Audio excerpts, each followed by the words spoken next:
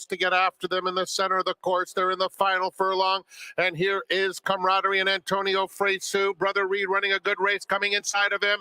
Camaraderie, Brother Reed, Camaraderie or Brother Reed. Photo finish between those two. That got tight between Camaraderie and Brother Reed. They hit the wire together. Behind that, it was a photo between Tyshawn, Honos Man, and Happy Happy. The pressure on Happy Happy takes the lead away from him. And then it's Camaraderie who sits in the perfect spot third. Tyshawn, Brother Reed, and Stretch Saikon, Happy Happy in between.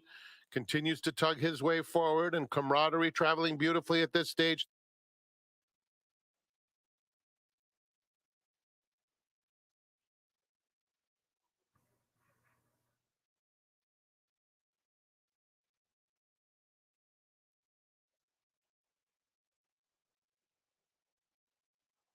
And they're off. Don't test your luck. Sent hard out of the gate. Joined and passed by Barbacoa.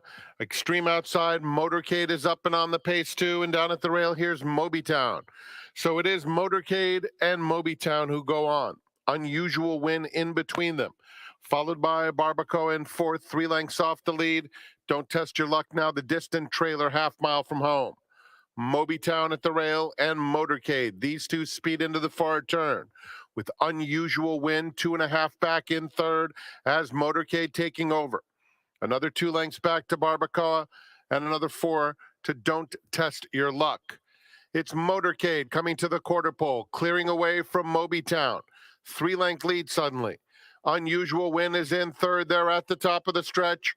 And Motorcade by 4 lengths now over Mobytown, trying his best to reclose the gap. And then Unusual Win in third, a 16th to go. Motorcade, Mobytown won't give up. He's coming back for more. It's Mobytown coming gamely after Motorcade. Motorcade, Mobytown, Motorcade will get the job done. 3/4 of a length over Mobytown. Solid effort in defeat. Long way back to Unusual Win.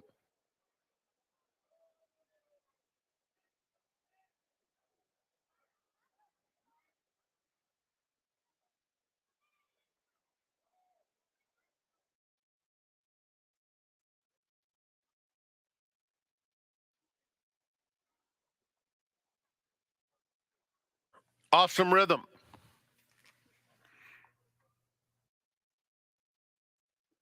And they're off. I'm a Lucky Man and Handsome Ticket are vying for the early lead. Awesome Rhythm is 3 behind them in third.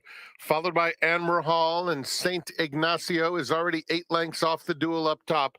Between Handsome Ticket and I'm a Lucky Man, both of them traveling comfortably enough. 5 lengths clear of Awesome Rhythm and Anmer Hall in the pink at the rail. 3 back, St. Ignacio. Less than a half mile to go. It's Handsome Ticket just in front. I'm a Lucky Man, 3/4 back second. 3 to Anmer Hall, racing inside Awesome Rhythm.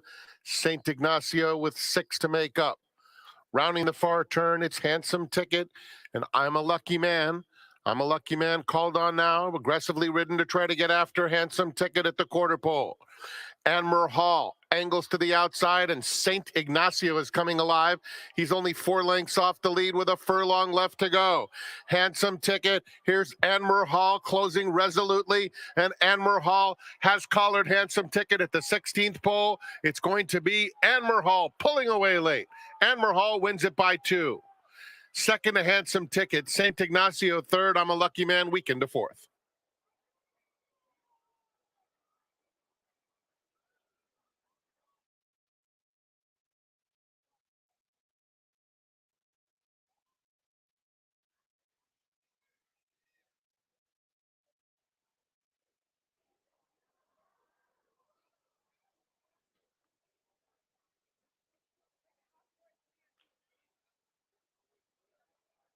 And they're off. Crimson Rose had a smooth start. Indy Star, hard-ridden for early speed and responds to take the lead. Professor's Pride, close up in third, followed by Grazing in the Sun, just 2 off the pace, and another 3 to True Friend.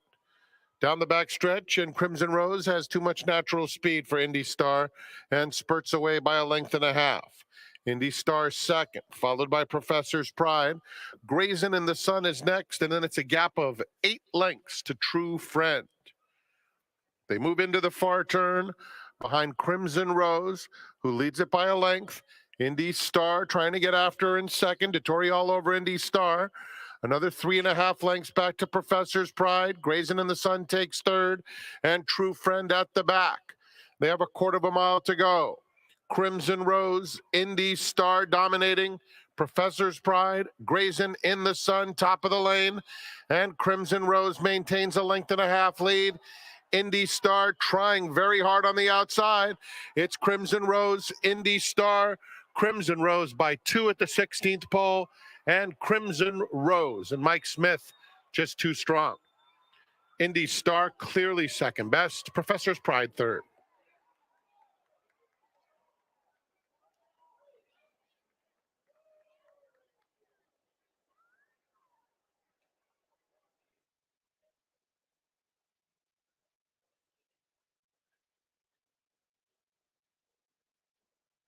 Tonia. And they're off. And Miss Bo J rockets out, takes command. Not a Sinner comes away in good order. Here's Rascality coming through at the rail swiftly to vie for the lead. Just in behind them, it's Paradise Lake, a joint fourth, passed at the rail by Matina. 2 more lengths, Catonia outside Greer, My Dear. Then it's No Time for Squalls and Westphalia at the back. Rascality past the half-mile pole, leading by a length to Miss Bo J. Matina on the inside third. Then Not a Sinner fourth, 2.5 or 3 off the lead, losing some ground now.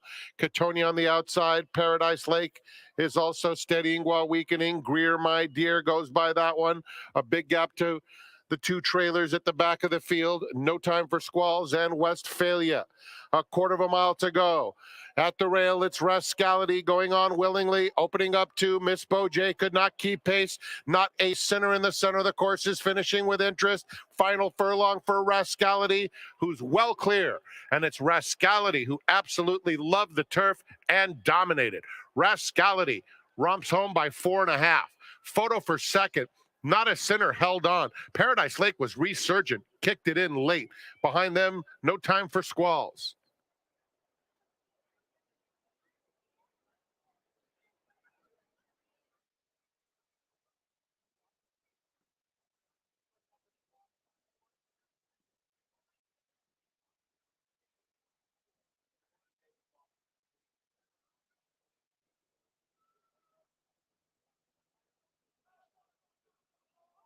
We're in the gate. And they're off. Gila and Bellows Forest, first 2 out. Liberal Lady, ridden for speed and does respond. Lisa's Nono now in third. Big Novel. Bellows Forest, who broke well, is at the back of the field. It's Liberal Lady, intent on getting to the front, down at the rail. Gila has good speed, but is 3/4 back in second, having to steady a little bit off the heels of the leading Liberal Lady with 6 furlongs to go. Lisa's Nono moves up on the outside to take second. Now Bellows Forest is suddenly eager, passing rivals on the far outside. The gray Big Novel is at the back. 3 lengths covers them, 5 furlongs out. And it's Liberal Lady and Frankie Dettori carving out the fractions with Lisa's Nono in second. They're followed by Bellows Forest, who's made it to third. Gila at the rail, fourth, 2.5 off the lead. And Big Novel in between horses will need to find some racing room at some stage. Into the far turn. Liberal Lady a length. Lisa's Nono's second. Now a length and a half behind, 3 furlongs out. And Liberal Lady trying to shake loose. Clear sailing for Big Novel, who starts to pick up some momentum in third. Followed by Gila and Bellows Forest has tailed off. They have a quarter of a mile to run. Liberal Lady, Lisa's Nono comes to challenge in second. They arrive at the top of the stretch, 2 lengths apart. Liberal Lady hugs the rail. On the outside, Big Novel is in third. Final furlong, Liberal Lady, 3-length lead. Lisa's Nono, Big Novel on the outside. Past that 16th pole, Liberal Lady by 2. Liberal Lady, Frankie Dettori earned every penny. Took her all the way to win by a length and a half. Lisa's Nono, second best. Big Novel, third.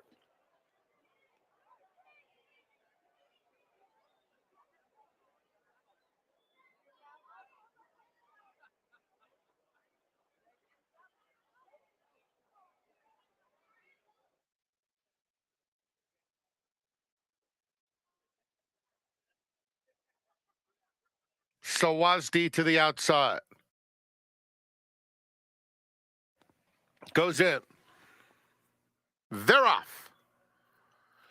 Quick start for Andy Can You Hear Me in the center, but it's Sawazdi with more speed, and Sawazdi speeds off to lead it by 2.5. Leia's Candy now second. Andy Can You Hear Me is third. They're followed by Spiritual Advisor. Gypsy Tears is down at the rail, already about 8 lengths off the lead with less than a half mile to travel. Geezer is next, and then it's a gap of 4 to the trailer, Raging Waters. Sawazdi, pedal to the metal, 5-length lead around the far turn. Leia's Candy has to cut into that margin second. Andy Can You Hear Me third. Spiritual Advisor at the rail, more than 8 lengths off the pace. Then it's Geezer right together with Gypsy Tears. Raging Waters far back past the quarter pole. Sawazdi still in front. A 4-length lead on Leia's Candy, who's chasing with determination. Andy Can You Hear Me is also picking up some momentum, as is Gypsy Tears. Sawazdi is 16th out. The lead diminishing. Andy Can You Hear Me is coming with a late run. Sawazdi, Andy Can You Hear Me? Here's the line. Andy Can You Hear Me in the shadow of the wire. Sawazdi just missed.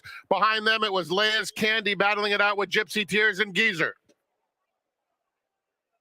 Sawazdi, pedal to the metal, 5-length lead around the far turn. Leia's Candy has to cut into that margin second. Andy Can You Hear Me third.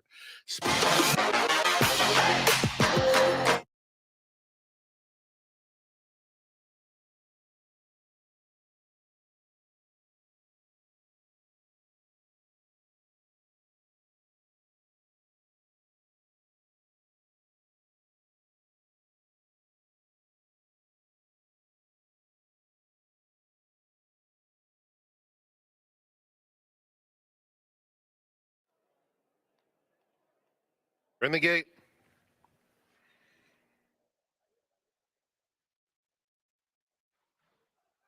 And they're off. Lake Superior is going to the front. Normandy Landing, Mr. Fabricator along the rail. Tessuto has asked for early speed. The pace honest early on. Ignite the Light will settle behind the battle, and it was a slow start for Battle Cruiser, who trails 7 lengths off the lead. They're head and head on the front end. Mr. Fabricator at the rail. Lake Superior alongside. Those two are 2.5 in front of Tessuto in third. Then comes Normandy Landing at the rail, fourth, 3 lengths off the pace. 3 more to Ignite the Light and Battle Cruiser. Past the 5/8 pole, and it's Lake Superior just in front. Mr. Fabricator at the rail.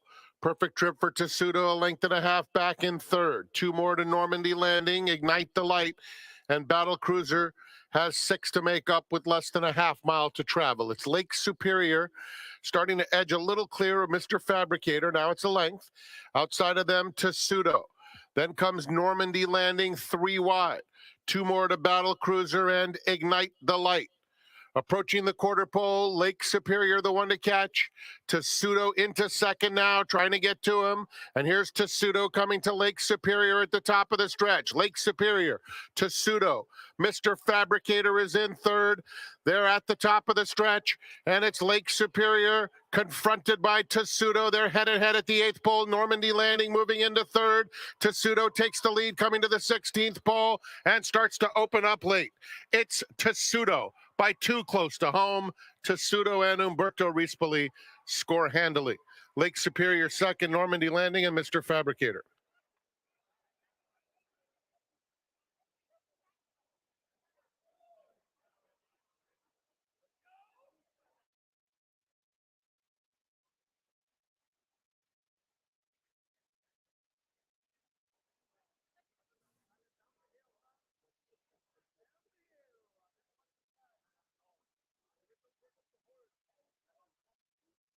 And they're off in the wishing well. AG Bullet, very fast. So is Ice Dancing. And here comes Phenom. And Phenom sprints up to take the lead. Graceland Gray moves up to be a joint second. They're followed by Lunar Impact, who's 4th and 4 off the lead. Violent Runner is next. Ice Dancing, who broke well, suddenly 7 lengths off the leaders.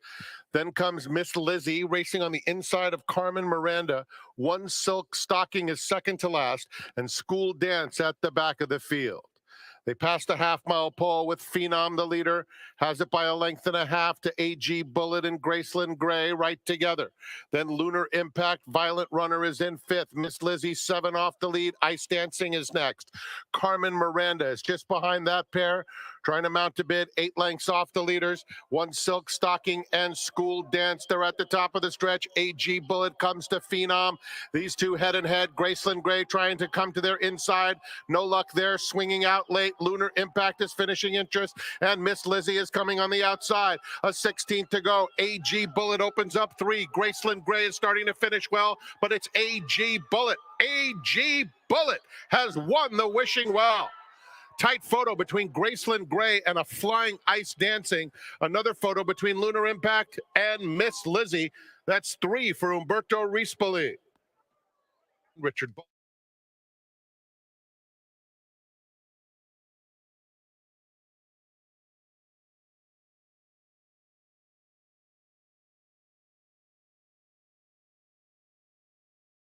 In the gate. And they're off. Clements Ride comes out nicely, takes 3, has speed, but is drifting in. Travel and Show is in between those two as they pass the stands the first time. And it's take 3 to get to the front. Travel and Show is in second. Clements Ride third, and Vols along the rail fourth. Run Bryce Run is 7 lengths off this Honest Tempo on the front end. A gap of 4 to an unhurried Special Club, and it's a big distance to Trotsky. Stringing out onto the backstretch, and it is Takes 3 who leads it by a length and a half.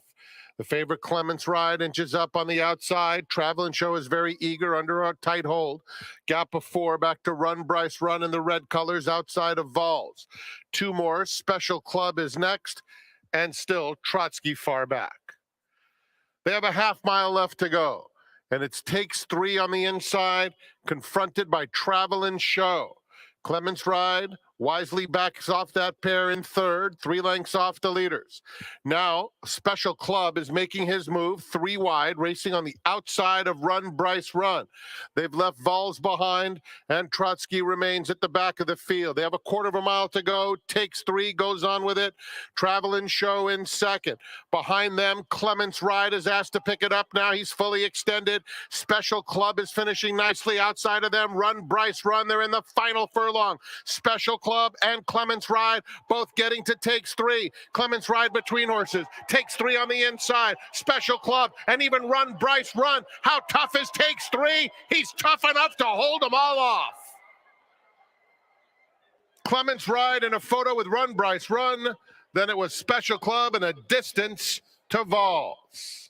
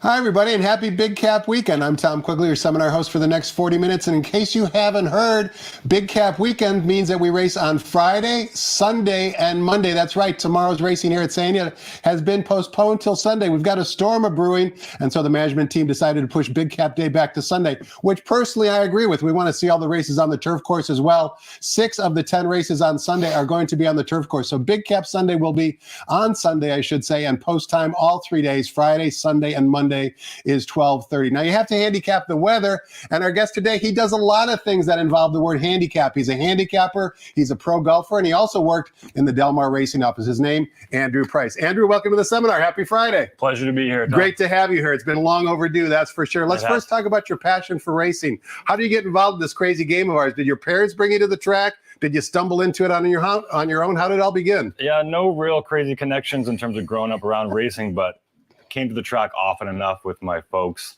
And I would say like a general interest turned into a solid interest turned into a passion, and then here we are, and tried to turn that passion into and leverage a couple connections to get my way into the Del Mar Racing office, which I did last summer, which was a lot of fun. It's kind of a horse player's dream, right? To not only see the front side, but also the back side, which is where the Del Mar Racing office is located. Yeah. What did you learn in the racing office? I guess I'd call it an internship. I don't know if it was or wasn't, but nevertheless, when you worked in the racing office on a daily basis, what did you learn that you could apply to your handicapping? I mean, I think the biggest thing from a working in the racing office to apply it to a handicapping perspective would be the condition book, how the condition book works, how trainers can manipulate the condition book and find the little angles to spot horses that might not be obvious on paper. You think working in the racing office, maybe it'll be full of live tips from trainers and this and that, but that's definitely not the case. So, right. Sometimes the tips are no good. They're not necessarily live. Honestly, I think I got 2 tips in the entire summer and the Bing Crosby meet at Del Mar, and both of those horses I think ran last. So yeah, it's not full of live tips. Inside information is not that practical or profitable, that's for sure. Now, having kind of been associated with the condition book during the summer, now when the condition books come out for the other meets, do you kind of look at that and try and figure out where horses might go, or are you not? You do. Always, yeah, absolutely. So you kind of know the inventory that a racetrack has, let's say here at Santa Anita, and you kind of know what races horses are eligible for, and you're kind of anticipating where they might land. When they do land in a spot where you anticipate they might land, are you really excited to maybe bet them at the windows? Of course. I mean, maybe not so much from an anticipatory standpoint, but a lot of the conditions that are written here at Santa Anita are written very similar in Del Mar. So just having familiarity of what types of horses show up where, that can help a lot, yeah. Now, I mentioned you're also a golf pro. Talk to us about that. You went to Penn State on a golf scholarship. You were the captain of the team. You've been a resident of Southern California basically since you were a young man. What was Penn State like? Where's your passion for golf come into play? How'd that all start out? Yeah, golfer by trade. That's how I make a living. Are you a hustler? No, I played 3 rounds last year. So yeah, I've been burnt out since college. College kind of took the starch out of me in terms of competitive playing. But yeah, I grew up playing golf, was good at golf and hockey. Had to make a decision between the two. And I got skinny British legs, so that wasn't going to work for pro hockey. So chose golf, and Penn State was one of those schools that recruited me to go play. So yeah, ended up Penn State at a golf scholarship. Great time. Happy Valley, fun place, right? Best place ever. Yeah. 4 years, long way for a California boy. 5 years, yeah. 5 years. Yeah. You were on the layaway plan, so to speak. Absolutely. Take advantage of all the time you can. I don't know much about the golf championships, but did Penn State ever make the tournament like they do in basketball or football?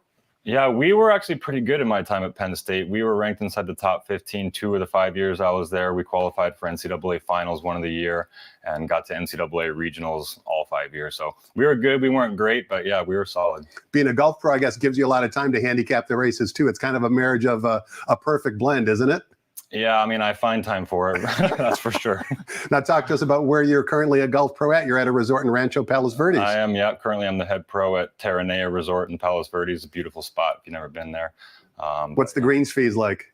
A little expensive, isn't it? It's not like Trump. I think Trump down the street's charging $1,000 on a rack rate now, so you can come see us for a lot cheaper than that, I promise you. Is it 18 holes, 36? It's a 9-hole par 3 course. As far as par 3 courses are concerned, it's probably the best I've seen.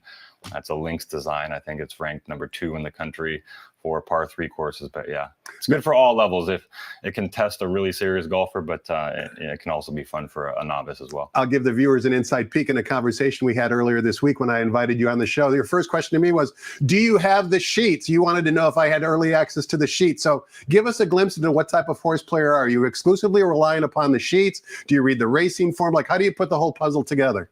Well, just to clarify, you asked if you need me to email me the PPs. I got that taken care of, but I said, no, if you got the sheets, I'll take them. Right. That was a no. But to answer your question, I use the Earhoff formulator for most of my handicapping. You put your own notes in there? I do, yeah. I mean, that's the reason to use it, right? And that's always exciting when you take a first peek at the card and you see a race that's filled with horses that you've got notes on. So yeah, that certainly can help. Do you watch workouts? Do you watch race replays? Do you do a pace analysis? Like, what do you do? Yeah, first and foremost, try to put eyeballs on as many of the horses as I've got time for. I think watching replays and seeing horses, you can see a lot on video that you can't really see on paper. So yeah, big on watching race replays, and behind that there's 100 things that you've got to consider, right? It's just the amount of time I've got to devote to it. You told me you were born in Dubai, and of course Dubai has a big race coming up at the end of the month. Have you ever been back to Dubai, and have you ever gone racing in Dubai? No and no. It's always been on the list of the things our family wants to do, is get back to the place where I was born. Had a trip on the calendar last December that ended up not working out, but yeah, I do plan on going back, and when I do, I'd like to coincide it with a race day. That'd be cool. When you were at Penn State, did you ever wind up either at Penn National or Parks Racing or any of those places? No, Penn State was before my interest in racing blossomed. I was at the Preakness for one of those years, but were you running across the urinals? Was that the guy I saw over there? Yeah, that was. We were in the infield with all the crazies. Yeah. I don't think I watched a race that day. You don't remember any of it, I'm sure. I remember glimpses, but yeah, definitely not in the racing. What is it about Southern California that brings you back? Obviously, you've been around the world. You went to school back east, but you love Southern California. Besides San Anita, which of course is a very special place to all of us, what is it about Southern California that you like so much, Andrew? I mean, I think it speaks for itself pretty much. It's one of the greatest places in the world to be. You got the weather, you've got the beaches, you got the mountains, all kinds of entertainment, sports teams you can do. Yeah, all kinds of things. So yeah, going to school back east was fun. Getting the taste of the winter was cool, I guess, for a little bit. But in the back of my mind, I always knew I'd end up back in Southern California at some point, and here we are. Well, the good news is today's track conditions, as you can see on the screen, are both fast and firm. No rain yet, but it's on the way. We do have some scratches, unfortunately. So let's take a quick time out, find out who those scratches are in today's card. And after we listen to Frank's scratches, we'll come back and find out who Andrew likes on today's 9-race card. Thanks so much for joining us, everybody. Stay tuned.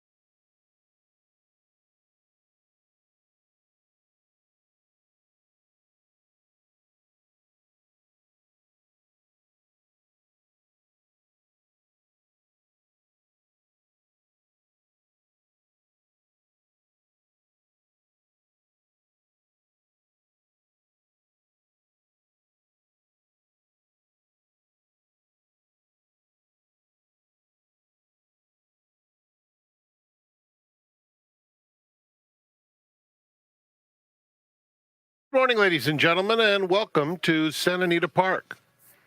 The track is fast. The turf course is firm. The rail on the turf today is out 30 feet. Here are the early changes on today's card. In the first, number 4, Lamborghini will carry 2 pounds overweight. In the second, scratch number 5, Cangrejo.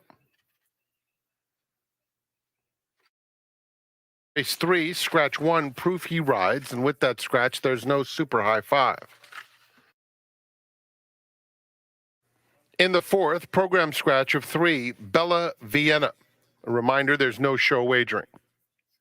The pick 6 starts with the fourth. Race 5, scratch 5, Warren's Paradise. All turf pick 3 starts with our 5th race, as does the late pick 5. Race 6, no show wagering, scratch 2, Class Clown. Scratch 6, Christie's Tiger. 2 and 6 are out, no show wagering. Blinker notes in race 7. 8th race, scratch number 4, Mastermind. Scratch 7, Perfectionistic. Scratch 10, Mike Operator. Race 8, start of the golden hour, pick 4. Scratch numbers 4, 7, and 10. There is a revised morning line for the 8th. And in the 9th, start of the golden hour double, program scratch of number 8, Spring Spinning. Enjoy your day at the Great Race Plays. A reminder, there is no racing tomorrow, but the entire Big Cap Day has been moved to Sunday. Presented by Yamava Resort and Casino at San Manuel. No live racing here tomorrow. We are open for simulcast wagering. We will race on Sunday, which will be the entire Big Cap Day card. And then we have a special program on Monday. So no racing Saturday, but we do race both Sunday and Monday. First post will be at 12:30 each of these days. Let's go back to the studio now and rejoin Quigley's Corner. Tom's special guest today is Andrew Price.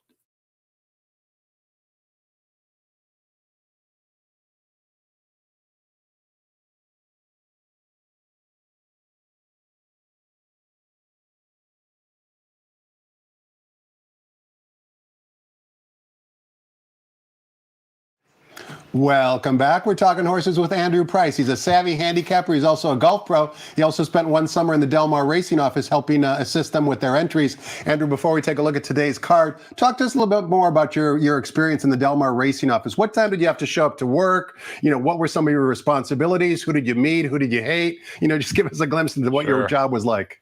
Well, to answer your first question, as a horse player, getting to go to work on the backside at Del Mar every day, it's kind of like getting paid to be at fantasy camp in a way, Sure.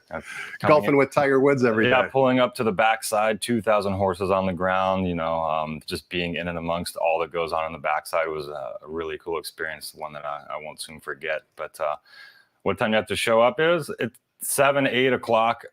Dave was pretty lax with me just because I was at a long commute. But they're 8 o'clock. Phones are buzzing from 8 until 11. You're taking entries, and then once we've got all the entries in, we'll do the draw around noon. So take entries in the morning, and then in the afternoon, up on the pole with binoculars, being an extra set of eyes for the stewards, which was also a cool experience. Nice. Would you like to kind of continue that experience either at Del Mar or maybe at another racetrack around the country? Yeah, if the opportunity comes up, absolutely. David invited me back. At this point, it doesn't look like I'm going to be able to take that opportunity, being that I've got the new head golf pro position, but you never know. You never know. I wouldn't say no if the opportunity was there and it worked out. That's for sure. That's for sure. Well, let's see what type of handicapper you are, Andrew, by taking a look at today's 9-race card. Kicking things off in race number 1, which begins the popular 50-cent early pick 5. Race 1, we're traveling 1 mile on the turf course. It's an allowance optional claiming race for Calbred 3-year-olds. We've got a field of 8 here, and the rails today are at 30 feet. The morning line favorite number 2, 2x4, who's 5-2 on the morning line and currently 7-5 on the board. 2x4 comes off a victory, but has never tried turf. How'd you see race 1, Andrew? Well, nobody wants a guest that's going to come on here and throw chalk out all day, so I figured we'd start off in race 1, take a little bit of a shot with this one horse and try to beat the 2. I agree with you. The 2 looks tough on figures, but it's trying turf for the first time. It's routing for the first time. So if it doesn't like either of those, I like the 1 as a price to try and beat it. I think there's lots to like about it. It's drawn well. I think it's going to trip out well. And it's hard to ignore the pedigree aspect of it. I'm no pedigree expert, but when you see it's a full to routing turf winners in stakes races, I think you've got to give that strong consideration. I also think it's got a little bit of sneaky early speed that you might not see on paper. It's chased some pretty strong fractions sprinting. And if you look at the comments, you see off slow, off slow, off slow, off slow. But I watch the replays. It's more like it's just a slight hesitation, but it does get into stride pretty quickly. So I'm thinking that it can get an inside trip from on or near it on the front end and maybe hold off this 2. Stagger Lee has taken betting action the last 2 times he's run. You won't see that in the racing form, but last time out he was 12-1 on the morning line. As you can see, went off at 4-1, and then when he broke his maiden 2 races back, he was 5-2 on the morning line, went off at even money. A couple of other notes in race 1. Take note number 4, Lamborghini is a filly taking on the boys, and Peter Miller trains 2 in here. Both number 6, Size Does Matter, number 8, Motivating Force. Our condolences to the connections of the sire, Mr. Big, who earlier this week passed away at the age of 21 from laminitis. He's the sire of number number 6, size does matter. Let's turn the page, Andrew. Take a look at race number 2. Begins the 50-cent early pick four. This time we're sprinting 5.5 furlongs in the main track for maiden claiming 3-year-olds. $40,000 is the claiming tag. Scratch the 5, leaves us with a field of 5. Janejo Vallejo trains 2 in here, but the morning line favorite down on the rail. First time on the main track. Number 1, 8 Clap, fresh off a victory. I shouldn't say third last time out for a maiden 50. Now runs for maiden 40. What say you about race 2? Yeah, I had the 4 on top here. If you just look at the PPs, it looks like the shorter it runs, the better it runs. And it gets a slight cut back here. It's also faced winners twice as a maiden, so I think today will be a soft spot.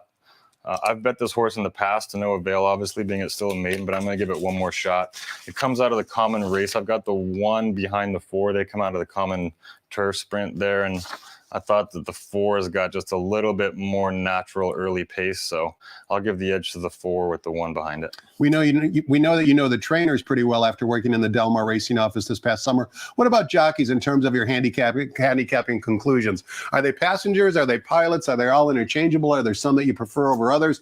What about the effect they have on odds? Some obviously depress the odds, others increase the odds. How do you kind of handle jockeys from a handicapping standpoint? Yeah, absolutely. Obviously, there are some I prefer over others, but I think on turf more so than dirt, I'll play jockeys. I think that there's a clear distinction between the best and the rest of them on the turf as opposed to the dirt. You have a passion for racing. You ever been involved with owning a horse either as part of a syndicate or on your own? One day. Another dream of yours. Yeah. Race number 3, we are going 6 furlongs in the turf course for $50,000 claimers. Scratch the 1, Proof He Rides, leaves us with a field of 6. Morning lane favorite off the long layoff for trainer Vladimir Serina's number 4, Mubtaba, who's 5-2 on the morning line, ridden by Frankie Dettori, who knows his way around the turf course. Talk to us about race 3, Andrew. Yeah, here I've got the 6 on top. I think third in his form cycle. I think you can toss the last one, a tough trip there. I think it's got back class, back figures. It's drawn well, gets Hernandez-D'Amato connection, a lot of things going for it. Hopefully it's still got some juice at 8 years old, but yeah, I've got the 6 on top, and behind it I had the 5. 5's Tactical gets, I believe Maldonado's up, right? Yeah. Correct. Tactical with Maldonado up, also third off the form cycle. Peter Yurton's been hot for a while now. So yeah, I've got 6 backed up with the 5. The 4 does scare me because Saren's been really good off these long layoffs lately. And if that horse comes out and fires fresh, I think it's in with a big shot as well. Andrew, you mentioned Gregorian Chant, your top selection, having a tough trip last time out. Let's take a unique look at Gregorian Chant's last race, and that would be the head-on replay. When we watch this replay, there'll be no sound, so I talk over it, but Gregorian Chant is going to be the gray down on the rail with the Slam Dunk Racing silks on. So let's run that replay of the head-on replay here, breaking from the rail, and right out of the gate, Juan Hernandez, who elects to ride back today, you can see kind of turns this horse's head toward the inside rail. And I think one of the reasons why he does that, and I don't know this to be true necessarily, is because he wants to see the horse notice the gap when they first passed over the dirt course. Now he's able to straighten the horse's head out, but lo and behold, he's kind of stuck down on the rail just naturally because of his post position. And you can see he's never really comfortable. He's never able to get outside. He's always stuck down the inside. He didn't run poorly as you both watch the head on replay and glance back down at the racing form here as they enter the far turn. He kind of has to check out of there just ever so slightly,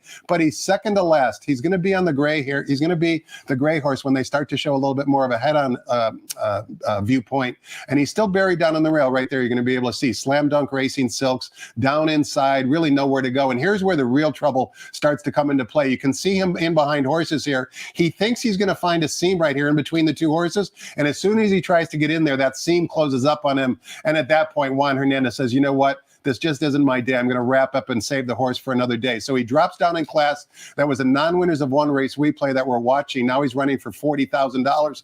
We know that he likes this turf course, Andrew. He's had 7 career victories. 5 of them have occurred over this turf course. Like you, after watching that head-on replay, I think you have to give a big chance to Gregorian Chant, who's 4-1 on the morning line, not only because of the trouble that we just witnessed, but also Juan Hernandez decides to ride him back. Yeah, I agree with all of that. Race number 4 begins the $1 pick 6, and we kick things off on race number 4, sprinting 5.5 furlongs in the main track. This race, did I say $1 pick 4? I don't even know what I said. Let me kind of reboot that since it's live TV. Race 4 begins the $1 pick 6. The $1 pick 6 begins in race 4, and we're sprinting 5.5 furlongs in the main track for 3-year-old fillies. $32,000 is the claiming tag. 2 of the runners in here are trained by Doug O'Neill, including the rail horse, the rail filly, I should say, number 1, Belle Epoque, who's 4 to 5, on the morning line, fresh off a victory. Only 4 ways you can go here. Andrew, which way you going and why? Yeah, I didn't see a reason to get real creative in here. I've got the 1 on top. Looks like it's got a clear edge on pace figures. Looks to have a clear edge on pace-wise. It should be loose on the lead, and I don't see it losing unless it misfires. And we see that you give a little love to number 5, Warren's Wild Ride. Why is that? Yeah, I had the 5 behind just because if the 1 does misfire, I thought that the 5 would be right behind it. It's got the second best early speed as far as I could tell based on the charts and the replay. So if the 1 misfires, I think 5 gets first run. What's the secret down at Del Mar in terms of them having larger fields than San Anita on a typical daily basis, Andrew? Is there anything that they do differently? You don't know the San Anita racing office necessarily, but there's a lot of owners who want to run down there. And of course, it's the summertime, which helps. And of course, they have an abbreviated meet. But what is it about Del Mar in terms of them getting such large fields? Do they just have a bigger inventory to draw from? You know, what's your sense of why that is? I think there's a couple things in play. I think one, the purse size and the incentive bonuses that they offer at Del Mar. Yep, and a lot of people, everybody that goes down to Del Mar, I mentioned 2,000 horses on the grounds. Everybody is there to run, right? So it's a 6-week meet. Everybody's there to run. So yeah, you do get a lot of full fields. Not many days in the racing office where the book wasn't good, so to speak. Sure. Let's take a look at race number 5. Race number 5 begins the 50-cent late pick 5.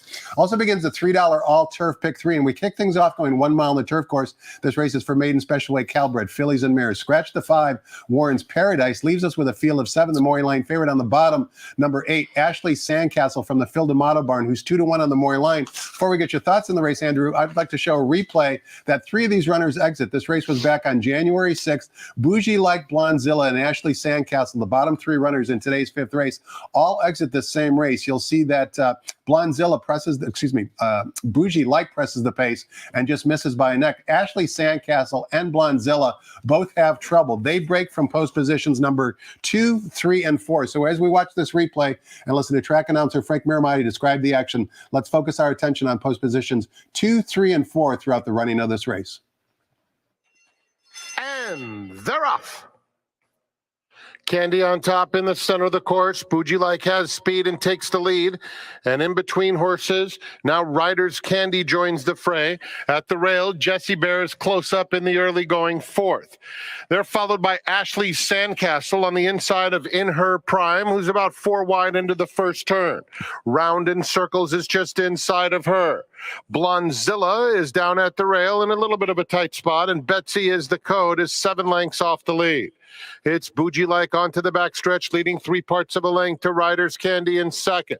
They're followed by Candy on top in a nice spot 3rd. At the rail, Jessie Bear is just 3 lengths off the lead, traveling kindly at this stage, and Ashley Sandcastle in between rivals on the outside In Her Prime. They're followed by Blonzilla. Round in Circles is second to last, and Betsy is the code. Heading to the 3/8 pole, and it's Bougie Like the controlling speed. Has it by 2 now over Riders Candy in second. Jessie Bear ground saving at the rail, moves up, takes the second spot now. Candy on top is hard ridden for a little bit more. Followed by Ashley Sandcastle, white blinkers looking for a spot at this stage. Just behind them, Blonzilla also needs room. Top of the stretch, Bougie Like goes a bit wide off the turn. There's room for Ashley Sandcastle, or at least there was, and Jessie Bear pounces first. Jessie Bear takes the lead. Ashley Sandcastle in some traffic, has to angle out late. Jessie Bear got the jump. Bougie Like not done. These two fight to the wire. Jessie Bear, Bougie Like, Jessie Bear, and Jessie Bear. Nicely handled. Andrew, tough beat for Bougie, like who set the pace and then got nailed on the wire by Jesse Bear. We also saw Ashley Sandcastle down on the rail kind of get in tight and have to swing out and lose all momentum under jockey Juan Hernandez. You could also see Ashley Sandcastle wasn't real happy about it either. We saw her flick her tail multiple times coming down the lane, and Blondzilla actually had a bit of a subtle trouble trip as well, with some trouble on the backside that, of course, track announcer Frank Miramati saw. A lot of different ways you can go in race number 5, Andrew. Which way you going and why? Yeah, I struggled a little bit with this race. I thought you could make a case for a lot of them. From a pace perspective, I think this race on paper seems to set up perfectly for the 8. Seems to be the only true closer in a race that figures to be run at a quick pace up front. But having said that, I think that a lot of the horses that the 8's going to have to pass here in the lane have a right to improve, whether it be from tough trips or second-time routing or a second start in a form cycle. So I think that a lot of these horses have a chance to improve, and it's not going to be as easy as it seems for this 8 to run him down in the lane, as we just saw with that replay too.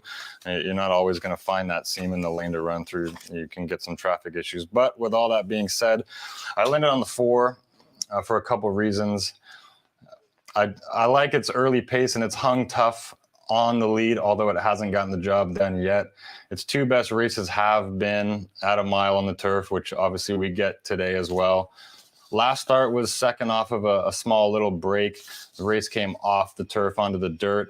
Had a rough trip there, stumbled, was 3-4 wide. That's not usually a winning trip, but again, hung around and hung tough to run second. So I thought if it can avoid taking heavy pressure up front, yeah, I gave it a shot on top. And then I had the 8 for the reasons I mentioned before. Clear pace advantage, only closer.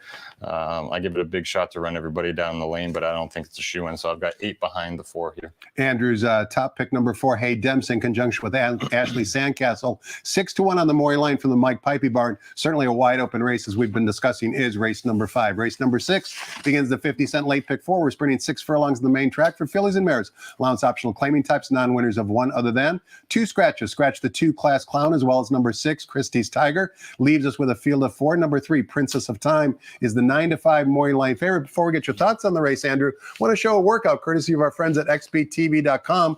This would be for number 4, Jensko, back on February 17th. Let's roll that tape. Jensko is here on the inside, and a couple of things I want you to notice, those of you watching the workout. Take a notice of the exercise rider's arms on Jensko on the inside. He is not asking her for any sort of run whatsoever. She's doing it completely within herself. Now, granted, the workmate outside of Jensko is a runner by the name of Eastbound, who in January finished last in the 62,500 winners race. So I'm not sure Eastbound is necessarily a stakes horse, but nevertheless, Jensko is going very easy. The other thing I want you to notice is, looks like Jensko's exercise rider hasn't missed many meals. He's certainly not a petite exercise rider, that's for sure. And you can see he's got his hands full with Jensko, because Jensko wants to run down on the rail, and he is not asking her for any sort of run. This is actually a full brother to Sir Atticus. Jensko's dam and sire are the same as Sir Atticus. Sir Atticus has a lot of ability as well. And now, once the exercise rider for Jensko asks Jensko to kind of let out a notch as they cross the finish line, you can see she really takes off. That was her work 2 back. She's in today off a layoff since October. Talk to us about who you like and why in race 6, Andrew. Yeah, I had the 4 on top. One of the reasons being the strong workouts. By all indications, the morning reports are saying that she's ready to fire off a little break. She's been on my radar since she broke her maiden in Del Mar. And just a quick story about that. One of the tasks that I had at Del Mar was every day I'd have to print out the race charts for the prior day of racing and drop them on David's desk. So I'd print out one for him, one for me, and go through the charts. And you probably remember this, but those first few weeks of the Del Mar meet, there was a crazy outside track bias. Yes. And going through the charts, every single dirt race, the winner 4 wide, 5 wide, 6 wide. And I remember her chart, rail bid, excuse me, rail bid. I said, oh, that's a new one. Sure. Now, that was the 3rd weekend of that meet, I believe, the 5th. And that track did slowly even out, but the rail was certainly not the place to be.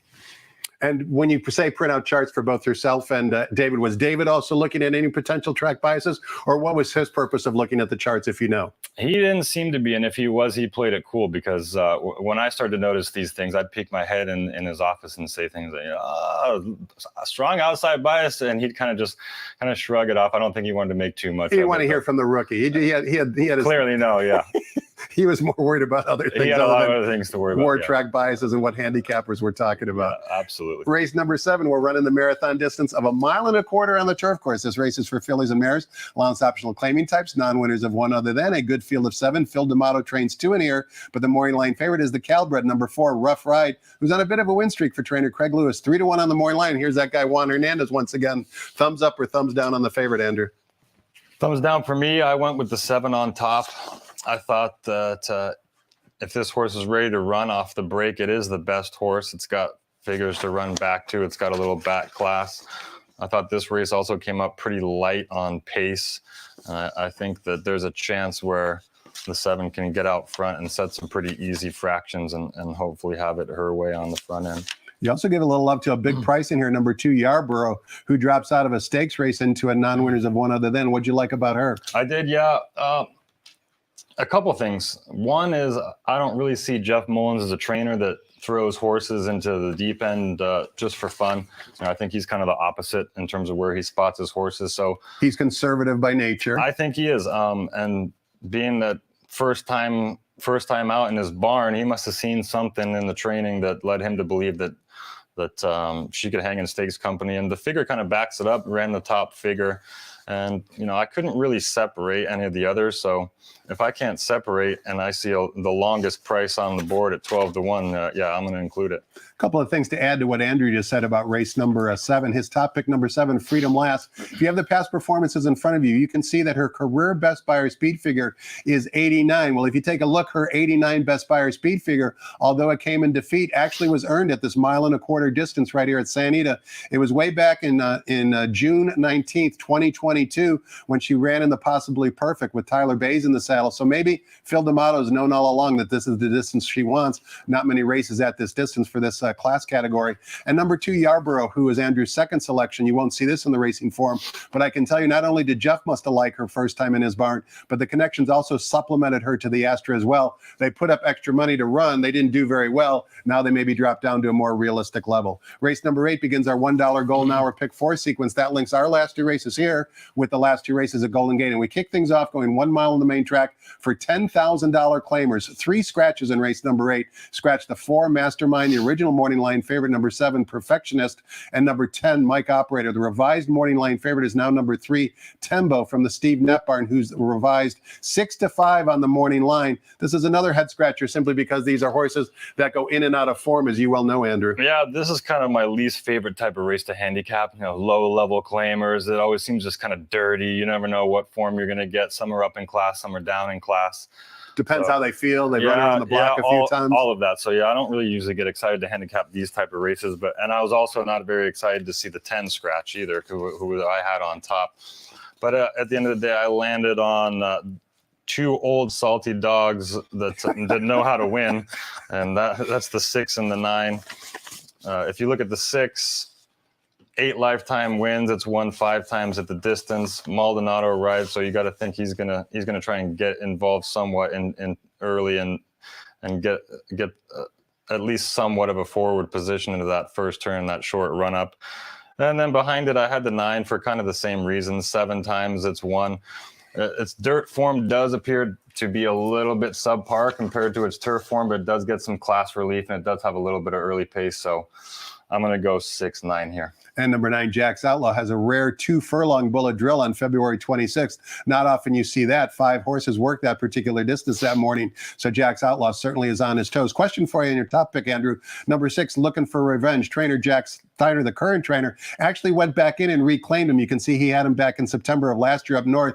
Jack's moving his barn down south here, owned by Melvin Simonovich, who's a big supporter of California racing. Do you like it when you see in the form that a trainer reclaims a previously trained horse? Yeah, absolutely. And I'm glad you brought that up, not because of the reclaim angle, but if you look, I mean, this Jack Steiner, I don't know much about him, but he's hitting at 34% first off the claim. So, yeah, there's nothing, you got to like 34% off the claim. I think that's pretty good. Particularly when you're here, at least getting 5-1 on the original morning line. Looking for revenge. Could be another price play on today's 9-race card. We close out race number 9, traveling 1 mile of turf course for fillies and mares, $25,000 claimers. Also, race 9 offers $5 golden hour daily double wagering. Similar concept. Last race here with the last race at Golden Gate. Program scratch of the 8 leaves us with a field of 7. Number 2, Chasing Serendipity, once again from the Vladimir Sarin barn, is the 8-5 morning line favorite. Give us a winner to close it out, Andrew. Well, I'll give you two choices. None of them are very creative. I thought the 2 and the 5 were clearly the 2 best horses in this race, and I wasn't going to try and go elsewhere. I gave a slight look to Tapet Dur, who is the 6, only because 2 back, it was in a common race with the 2 and the 5. Had a bit of a rough trip, looked like it had some run up the rail and got blocked, but I'm not so sure that it was going to win that race even with a clear trip. So I think if you wanted to look for a price, it would be the 6, but I'll stick with the 2 and the 5. 2 and 5 to wrap up a very good 9-race card here at St. Anita on a Friday afternoon. Andrew, thanks so much for your time and insight today. Really Pleasure. Appreciate it. Congratulations on your new assignment as a golf pro in Rancho Palos Verdes. Love seeing the paddock whenever you can break away, and of course, continued success if you decide to follow your racing passion from an employment standpoint as well. No, thanks for having me, brother. Thanks to all of you for watching as well. Keep in mind, no live racing tomorrow on Saturday. Big Cap has now been moved to Sunday. First post on Sunday for Big Cap's 10-race card, 12:30 p.m. Pacific time. Seminar will start at 11:20 a.m. on Sunday morning as well. Thanks for watching, everybody. Hope you have a great day, and good luck.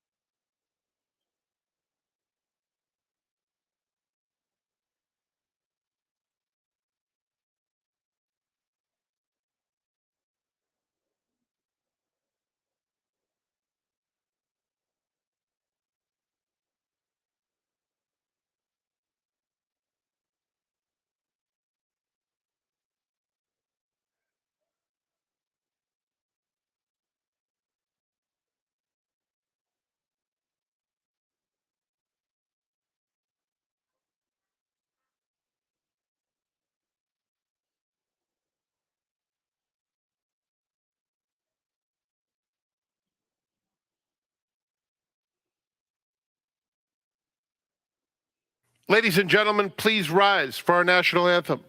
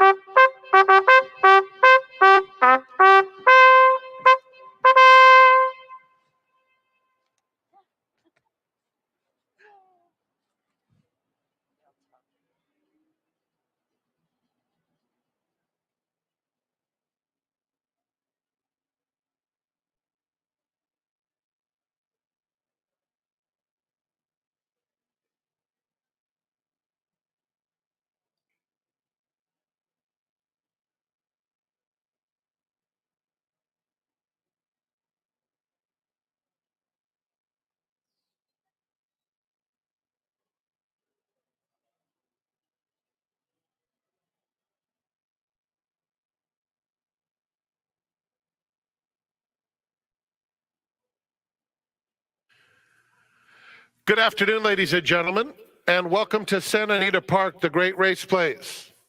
The track is fast, the turf firm, rail on the turf at 30 feet. Here are the changes. In the first, number 4, Lamborghini, 2 pounds over. In the second, scratch number 5, Cangrejo. Race 3, scratch 1, Proof He Rides. No super high 5 in the third. Fourth has a program scratch. It is noted on the top of the page there's no show wagering. Race 5, scratch 5, Warren's Paradise. The fifth not only starts the late pick 5, but it begins the $3 all-turf pick 3. The pick 6, of course, starts with race 4.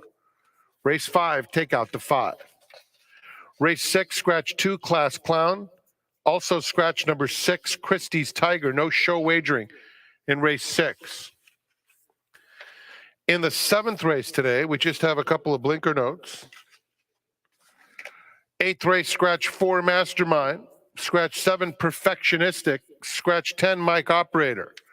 Race 8, scratch 4, 7, and 10. Morning line odds maker John White has issued a revised morning line for the 8th, which starts the golden hour, pick 4. And the 9th has a program scratch at number 8, Spring Spinning. The golden hour double begins with the 9th. The reminder for those who haven't heard, we will not race tomorrow. Tomorrow's scheduled to be Big Cap Day. We have weather issues. But we will be racing on Sunday and Monday. The Big Cap card has been moved in its entirety to Sunday. And then we race on Monday as well. In the meantime, enjoy free admission Friday $3 beers, $5 margaritas each and every Friday here at Santa Anita Park. Post time for our opener today will be in 25 minutes at 12:30.